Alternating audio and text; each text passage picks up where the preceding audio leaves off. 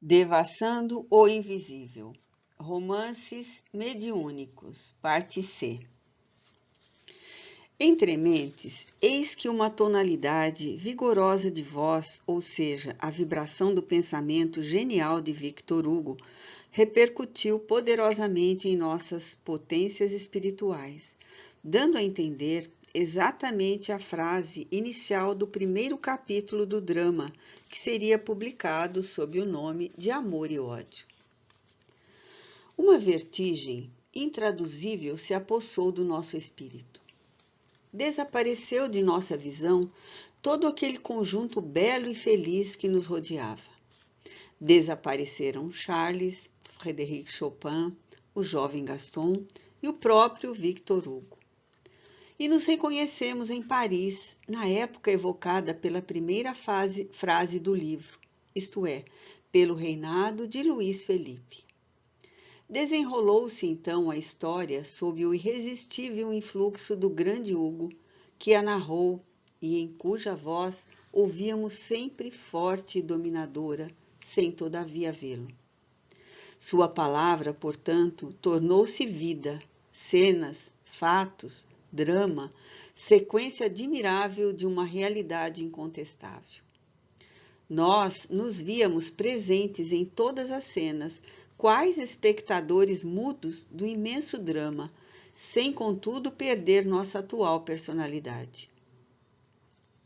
Sentíamos, porém, ecoando em nossas sensibilidades, as emoções e impressões que as personagens deveriam viver, permanecendo as mesmas emoções como que impressas em nosso ser, incomodando-nos mesmo, afligindo-nos, até que a obra foi escrita e terminada. Jamais nos fora possível conceber cenas tão belas, tão artisticamente delineadas, paisagens tão esmeradas, tão encantadores pormenores, como ao nosso espírito deram a contemplar nesta madrugada feliz em que nos víamos arrebatados para o espaço. Os fatos se desenvolviam em cores que iam do azul pervinca cintilante ao branco igualmente cintilante, ornados de efeitos de luz e sombreados em azul mais forte, lembrando quadros de Rembrandt. Nenhum detalhe de salão ou de algum jardim, nenhum pormenor de vestuários femininos ou masculinos, e nem mesmo os perfumes escapavam à nossa observação ou à nossa sensibilidade.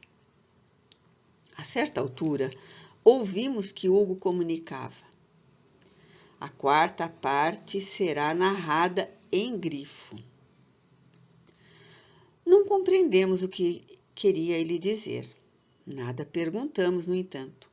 Acreditamos mesmo que o médium em tal situação absolutamente não poderá falar, ou seja, externar a própria vontade, se não obedecer à vontade alheia. Pensávamos, porém, e meditando que grifo é um sinal na escrita manual ou tipográfica, um tipo de letra que impressa diferente dos demais caracteres em que o texto de uma obra foi impresso, embora os dicionários expliquem tratar-se também de um enigma, de algo embaraçado ou ambíguo. Dentro em pouco, no entanto, era realmente exposta a quarta parte do livro, exatamente o trecho iniciado em Florença e terminado em Paris, pelos albores do século XVIII. No entanto, as cenas, agora, bem assim as paisagens, os ambientes, eram inteiramente modelados em cores vivas, diferentes, portanto, do resto do trabalho que fora em azul e branco. Aí estaria o grifo.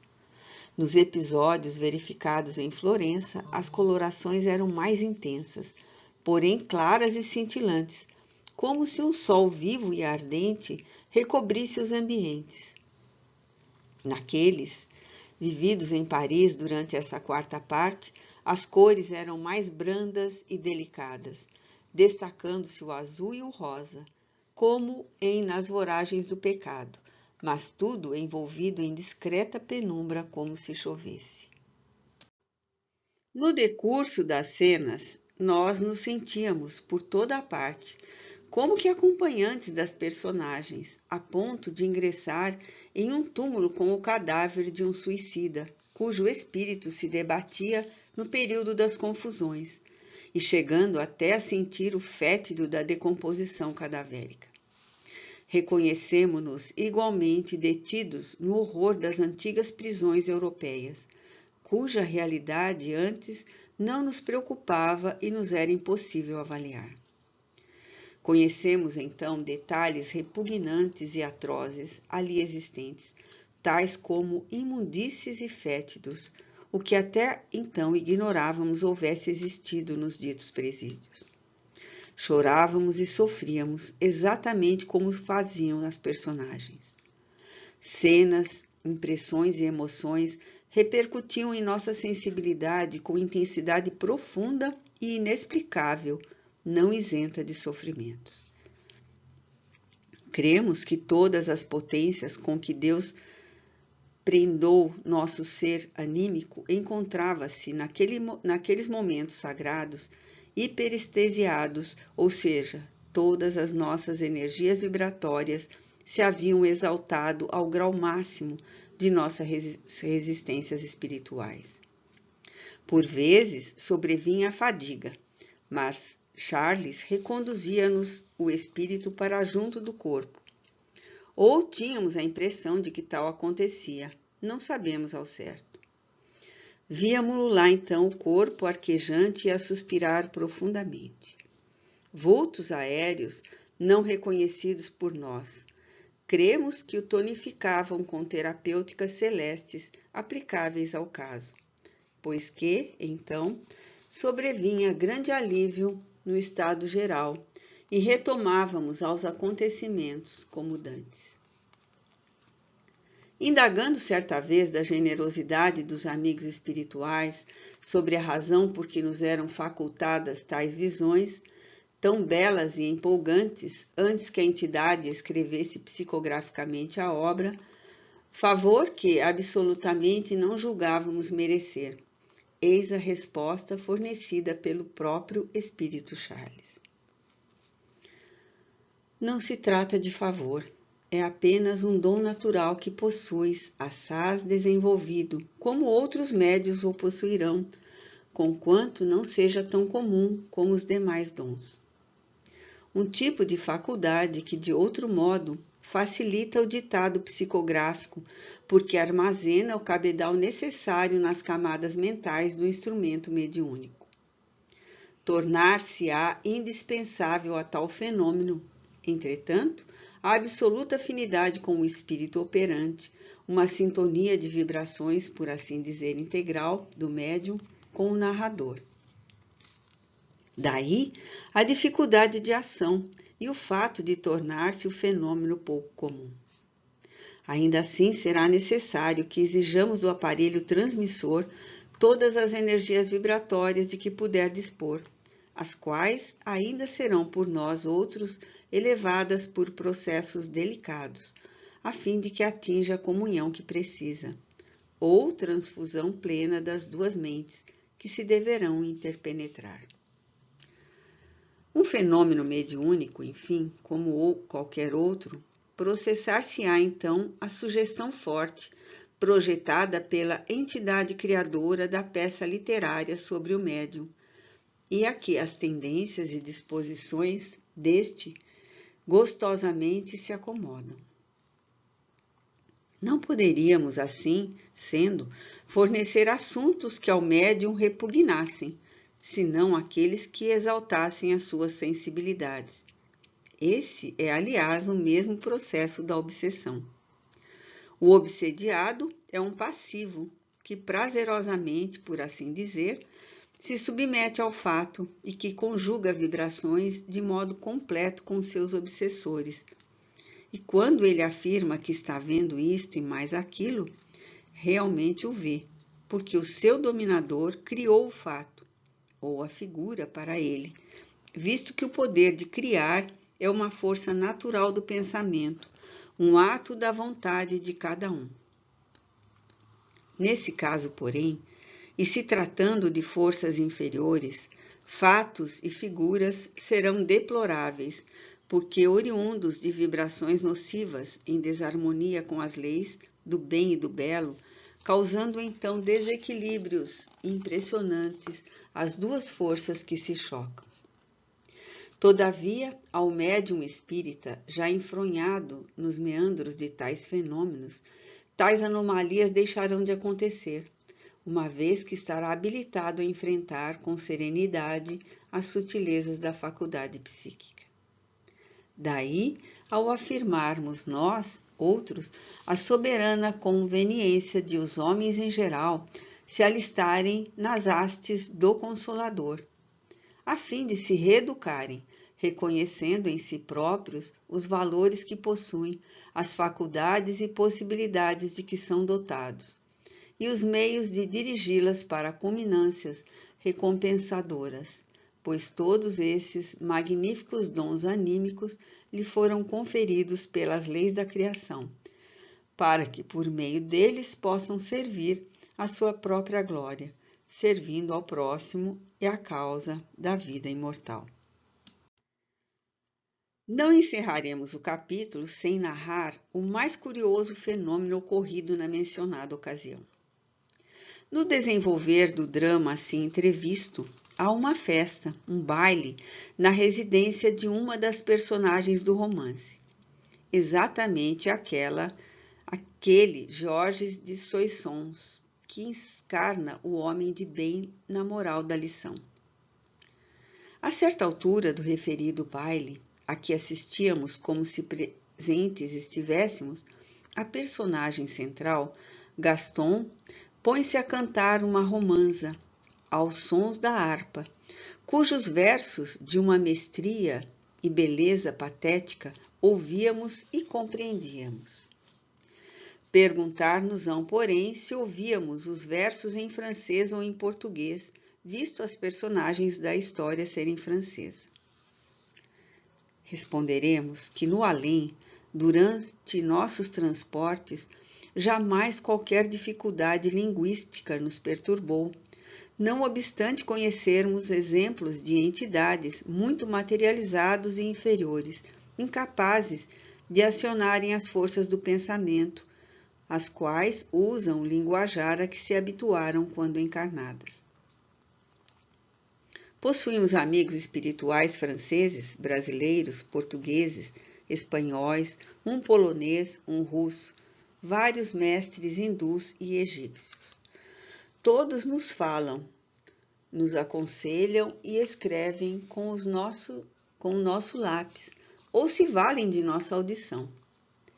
Nós o entendemos perfeitamente, transcrevemos o que dizem, mas não sabemos em que idioma nos falam. Sabemos que, acima de tudo, pensam. No entanto, distinguimos o tom vocal particular de cada um, pois que se trata de vibrações do pensamento e as vibrações diferem segundo o caráter de cada entidade, a tal ponto que reconheceríamos a voz de uma delas dentre centenas de vozes. Ouvíamos, pois, e compreendíamos os versos da canção, eis tudo. E como judiciosamente lembrou Allan Kardec, ninguém, e ainda menos um espírito desencarnado, de ordem elevada, pensa neste ou naquele idioma. Pensa simplesmente. E aquele que possuir percepções capazes de compreender seu pensamento, entendê-lo-á naturalmente. Todavia, repetimos, espíritos inferiores e que foram de outras nacionalidades, quando homens, já nos falaram em idiomas que não nos foi possível compreender. Cremos tratar-se esse fato de particularidade para novos estudos. Entretanto, Charles atraía-nos para a beira do corpo carnal em letargia, justamente quando a personagem Gaston cantava sua romanza. Esse quadro deslumbrante, isto é, o salão feérico inundado de um cintilante azul muito pálido, regurgitante de convidados, o luxo e o brilho dos vestuários, Gaston tangendo a harpa e a cantar a melodia comovente, e até a fulgurância das joias por ele usadas no momento. Tudo nos acompanhara para o nosso aposento de dormir, e agora pairava no ar, clareando o recinto com a sublime luz em azul e branco que coloria as cenas. Talvez, porém, o quadro não nos acompanhasse propriamente, e sim nossa visão espiritual se distendesse, favorecida pelos recursos operantes, produtores do fenômeno, permitindo-nos alcançar, do aposento referido, as cenas mantidas na espiritualidade, visto tratar-se de experiências feitas pelos obreiros do invisível, para possíveis revelações sobre o mundo espiritual. Não fomos informados a respeito, e aqui apenas registramos as duas possibilidades. À proporção que os versos caíam da voz do artista, porém, nós os víamos escritos, agora em bom português. Pelo menos essa foi a tradução feita por nossa mente.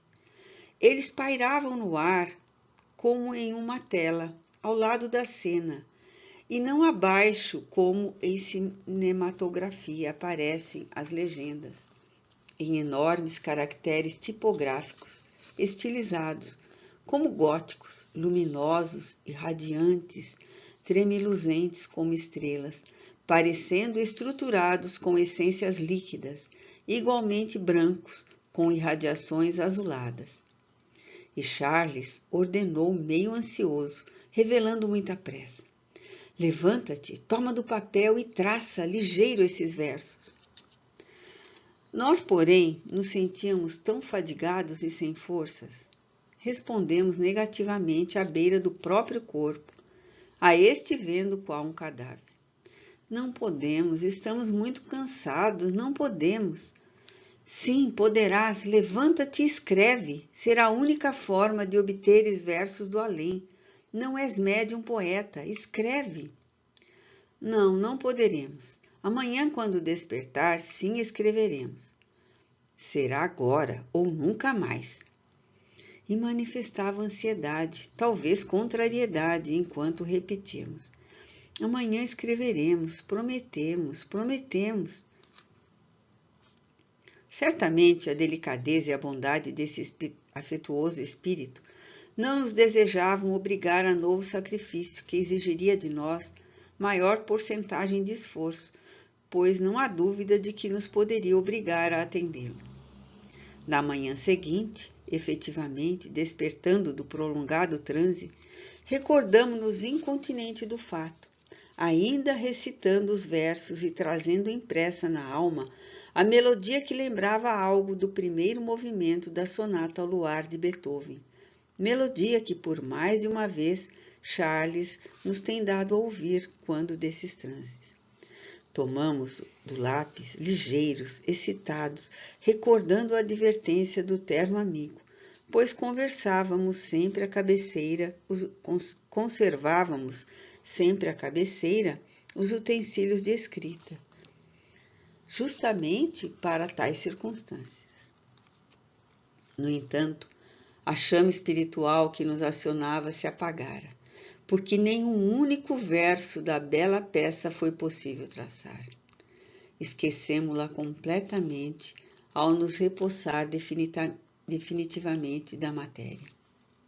Nem mesmo posteriormente, quando Charles se apresentou para escrever o romance, tal coisa foi possível. Terminada a exposição de Gaston e de Victor Hugo, vimos-nos levados pelo instrutor Charles à presença do grande escritor, que nos agraciara com uma peça literária, como só é de fazer na espiritualidade.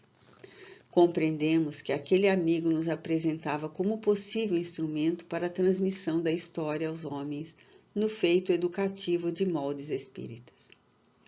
Victor Hugo fitou-nos com um olhar profundamente perscrutador, como que devassando todos os escaninhos das nossas possibilidades psíquicas. Depois voltou-se para Charles. Haveria muito trabalho em prepará-los a meu gosto. Escreve tu por intermédio dela, pois conhece os fatos expostos, és intelectual, conheces a filosofia e a moral espíritas, e possui ascendência sobre ela, a médium. Tece o enredo à tua vontade, adaptando-o à filosofia que esposamos. Alguns dias mais, e Charles traçava por meio da psicografia a exposição romântica do citado drama, sem conclusões morais e filosóficas, e advertiu em seguida: guarda o trabalho, posteriormente obterás instruções. 25 anos mais tarde, isto é, ao findar o ano de 1955, apresentou-se novamente esse amigo com as prometidas instruções. Fui incumbido de escrever definitivamente a história de Gaston. Ele se encontra reencarnado desde o ano de 1931 e certamente lerá a própria história neste livro, porquanto também milita nas hostes do Consolador, já que, graças aos céus, perseverou no ideal espírita, uma vez reencarnado. Com efeito, rapidamente Charles reviveu o enredo romântico adaptando-o à doutrina espírita. E o drama, assim desenrolado no além, como num teatro modelar, durante um arrebatamento do nosso espírito, narrado pelo talento de um escritor genial e escrito pelo instrutor espiritual Charles, intelectual e artista de grandes possibilidades, por meio da psicografia mediúnica, foi publicado pela FEB para homenagear o centenário da codificação, sob o nome de Amor e Ódio. Quando terminada a leitura do livro, já impresso, nós o colocávamos em nossa humilde estante. Amargo desapontamento adveio e murmuramos tristemente: não transmitimos fielmente o que os nobres expositores espirituais desejaram dizer aos homens. A obra escrita ficou muito aquém da realidade que me deram a presenciar no espaço. Meu Deus, a palavra dos Espíritos, seus recursos criadores são poderosos demais, demasiadamente intensos e lindos para que nós, pobres seres humanos, possamos realmente traduzi-los para a nossa imperfeita e tão rude linguagem terrena.